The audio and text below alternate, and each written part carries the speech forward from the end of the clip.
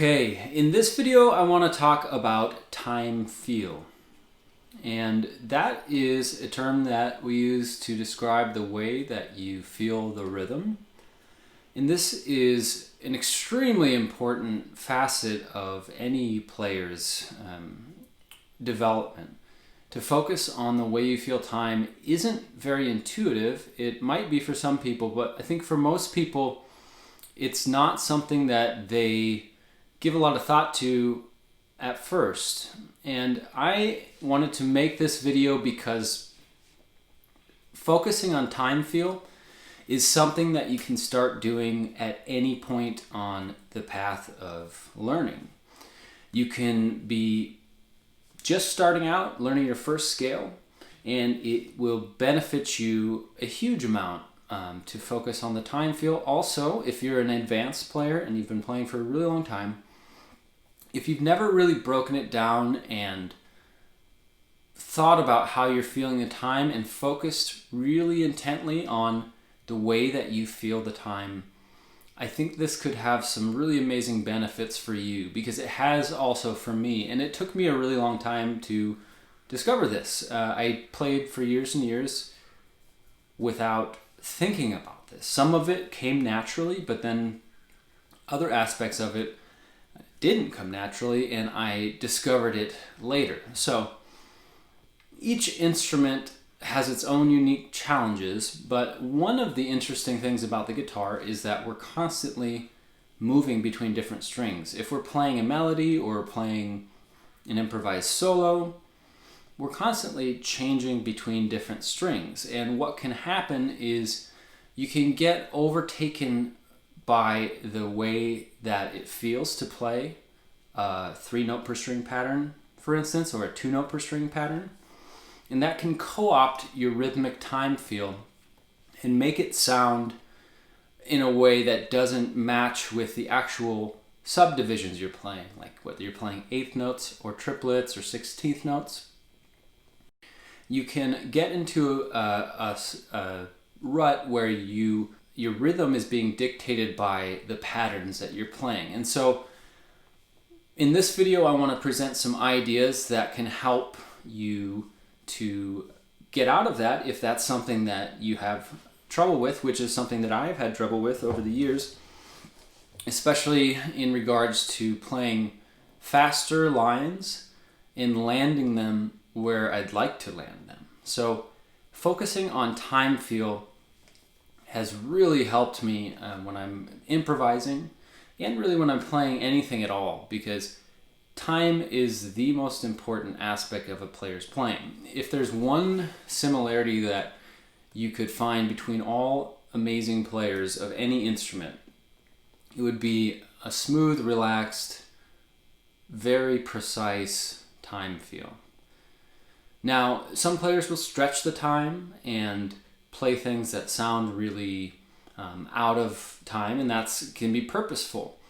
You can emulate that to a certain degree without having really great time, but you're not going to get as good of a result as if you really hammer down and focus on developing your time feel at slower tempos so that you engage the autopilot of your correct and your good time feel once you move into faster tempos. So I developed a series of exercises that'll be in a workout at the end of this video to help show you some ways that you could use this in your playing, and that you can apply this concept with anything that you're practicing, whether you're practicing scales, arpeggios, or if you're just sitting around and improvising.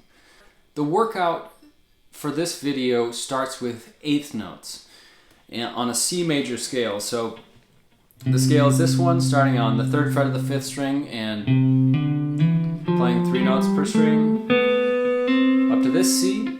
And what I've done with each of these exercises is I've created them into a full rhythmic pattern, repeating pattern that lands on the one, so it's a full rhythmic phrase. When you're starting with 8th notes, you can either feel them in pairs of 2, like this, like,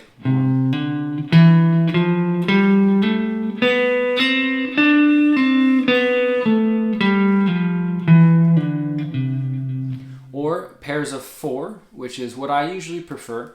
The halftime tends to give me a little better feel, but and so this is feeling it more in pairs of 4. I'm thinking 1, 2, 3, 4, 1, 2, 3, 4. And of course, I would be with eighth notes counting 1 and 2, and I was just demonstrating how I'm thinking in 4-note groupings. So what I'm going to do is I'm going to start by going through the exercises in the first half of the workout, which is all based on eighth notes, and then the second half of the workout is based on triplets, and I'll explain some of the unique challenges that triplets cause on the guitar. So to begin, exercise 1 is just a simple major scale going up from C and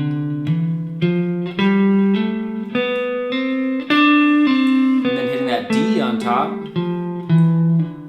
so that we land back on C at the first beat of the measure. And so with a repeat, it sounds like this.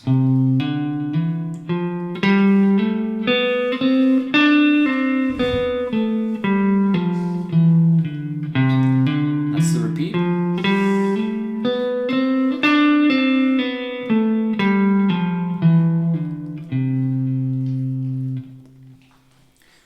So you notice I'm kind of moving my head in these groups of 4 notes. And what you start to notice when you're working on time feel in this way is that each accented note or each note that begins a grouping lands on a different finger when you're playing eighth notes or 16th notes. So for example, in this first exercise, my first emphasis point is going to be this C, so I'm thinking 1 and 2 and 3. So that's the second emphasis point on the D, which is 5th fret on the 4th string. So if I go back from the beginning, 1 and 2 and 3 and 4 and 1 and 2 and 3 and 4 and 1 and so on. So you'll notice that my accent points, if I'm accenting the first note of each 4 notes, would be on C here. So 1 and 2 and then here 3 and 4, and then here on my pinky 1, 2 and then here again and 4 and 1. A quick side note: the way that you can apply this in all of your playing, if you're just freely improvising, just sitting around and playing the guitar, is you can just think about where these accents happen. So I'll show you what I mean. If I'm just improvising, I'm just going to play a little something.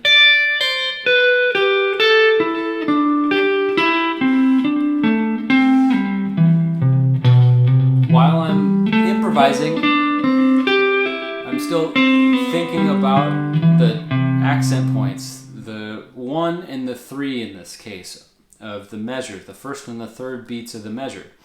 And I can sit around, I do this, I'll sit around and play for fun and still focus on my time feel without really actively practicing something else like a specific scale or a specific pattern. I just will sit around and choose the subdivision I'm doing. I'll switch between subdivisions, but I'll always be really trying to feel the 1 and the 3, or sometimes all 4 beats, like this, where I'm going 1, 2 and 3 and 4 and 1 and 2 and 3 and 4, 1 and 2 and 3 and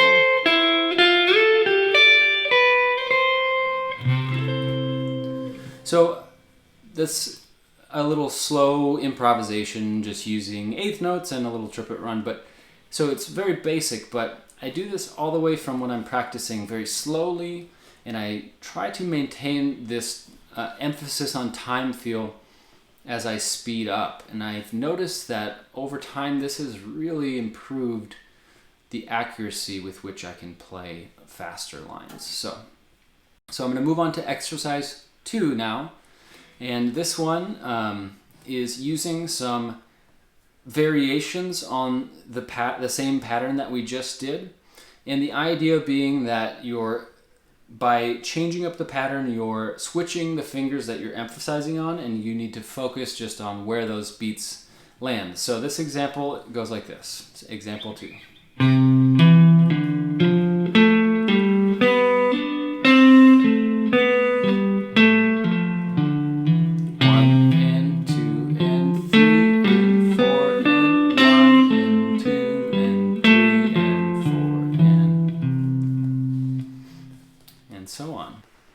So the next exercise is exercise 3, and this one is going to be including a couple of large interval jumps. So it starts at C and jumps a whole octave up to C on the 3rd string, and then goes D, B, and then down to the 4th string, G, A, F, G, and then E on the 5th string. And now we're going to do the second large interval jump of this exercise. We're going to go from E, 7th fret on the 5th string, all the way to D, the 3rd fret of the 2nd string. So from the beginning, and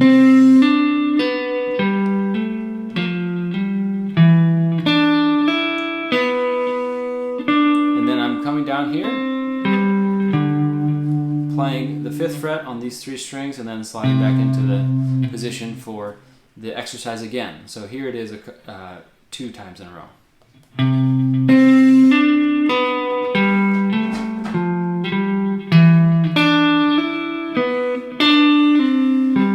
How I'm emphasizing those notes. This one. And here. And this one. And you'll notice that on the sheet music there's a little accent mark on each of those notes that I'm emphasizing, the 1 and the 3 of each measure. You don't really need to play them louder, although I find that it does help to really accent those notes so that you're training your ears and your body to feel that as the beginning of your subdivision. So from there, exercise 4 has a little bit of an interesting beginning. So it's another large interval jump. This one is going from C, and I'm just barring with my 1st finger because my 2nd note is G on the 1st string, 3rd fret. So let me play this one for you. So.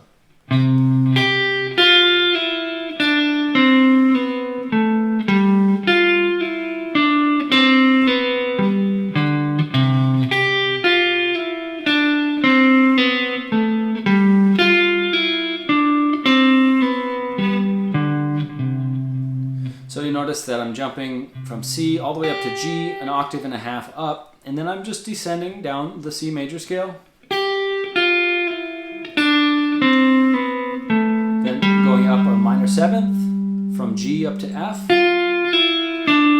Then from here I'm doing kind of a G major arpeggio, so I'm going from C to B, G, D, and that's a G major chord that fits nicely into this line. So and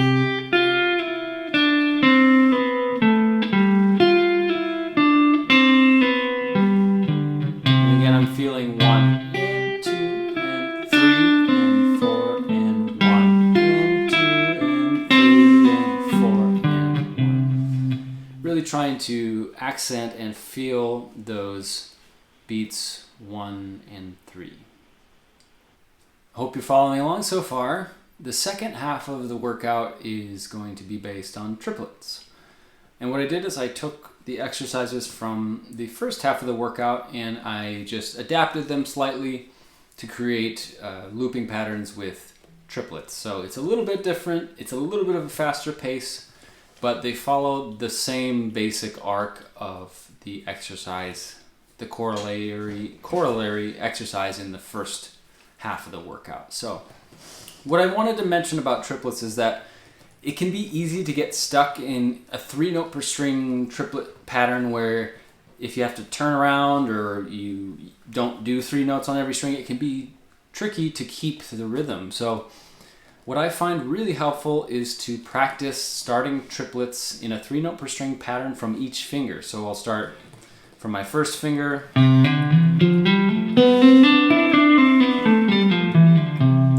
or my 2nd finger,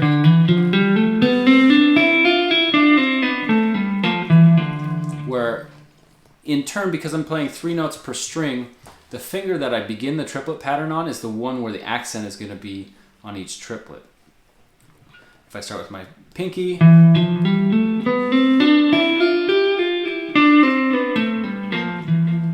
same thing.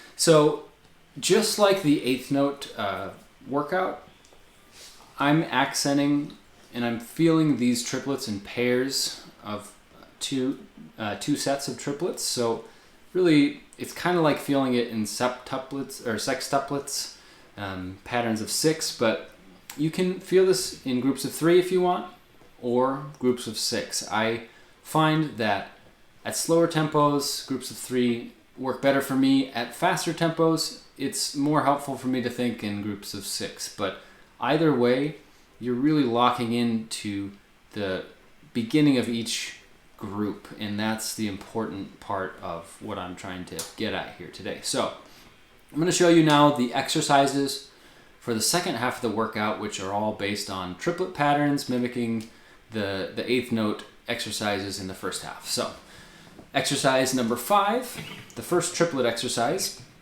is going to be doing the C major scale just like we did and turning around like we did in exercise 1. So this one is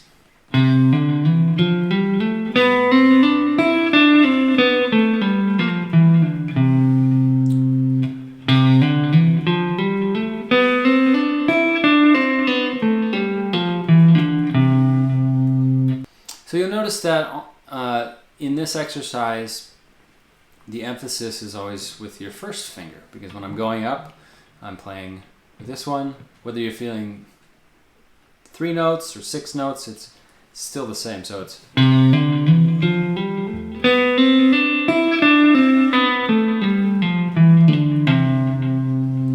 And when I'm doing this with legato, I'm really trying to pull off into that note so that I can really mark it in my ears and in my mind so that I know where the beginning of that grouping is. You don't have to do this with legato. I've marked in some legato in the music, but feel free to just pick everything if that's easier for you. So going on to the second one, this one is going to be mixing up the pattern on each string a little bit and following a similar arc as exercise 2 with the 8th notes. So exercise 6 is this. So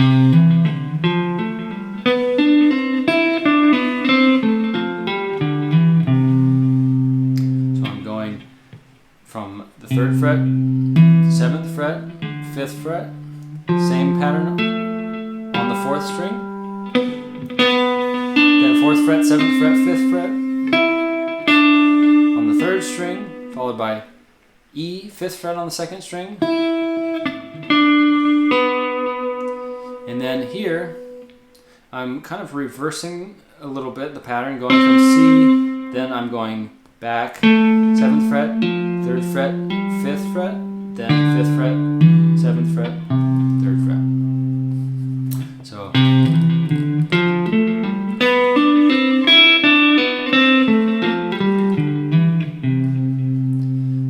if I'm feeling them in groups of 6,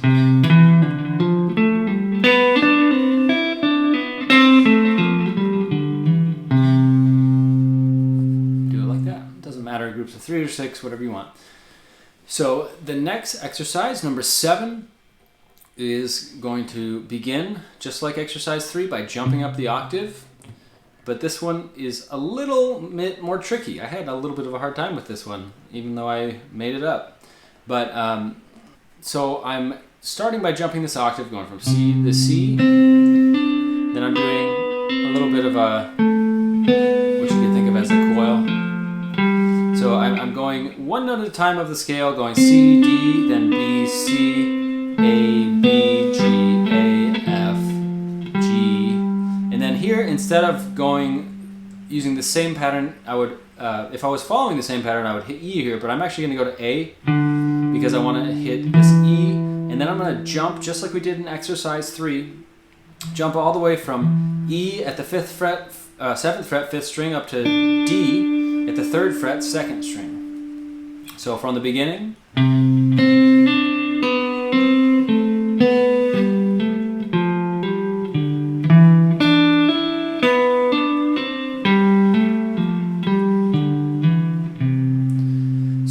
second half, it's starting on this note here, so it's, and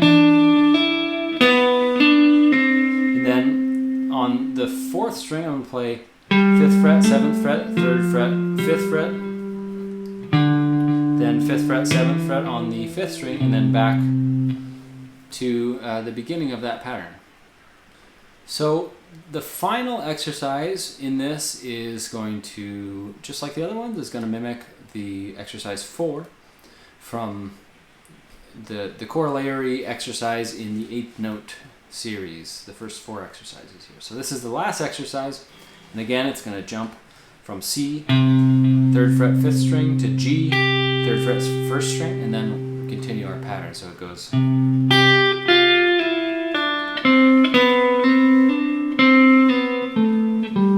I'm doing a little pattern going from C, G, F, E, D, C, just down from G to C in the C major scale, and then B, C, D, C, B, A, G. And then from this G, I'm going back up, minor 7th to F, just like in exercise 4.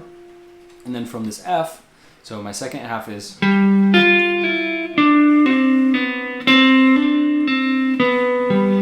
there's that G major, try it again, just like in exercise 4. So exercise 8 is this.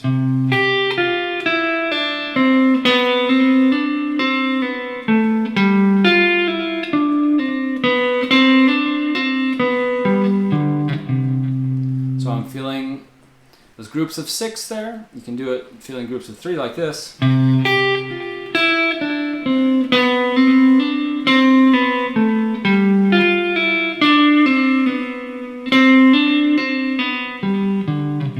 of started there, but you get the idea.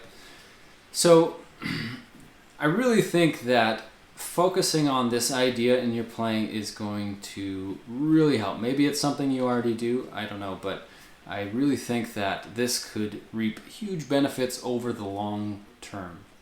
These exercises are just to give you an idea of some ways that you could practice this, just to give you some notes to play that sound good and that you can practice feeling in different ways. So I hope that you find this exercise and this lesson useful. I hope that you can apply some of the time feel concepts that I've talked about in your own playing, in your own practice, and I think that you'll see a lot of development with this over time.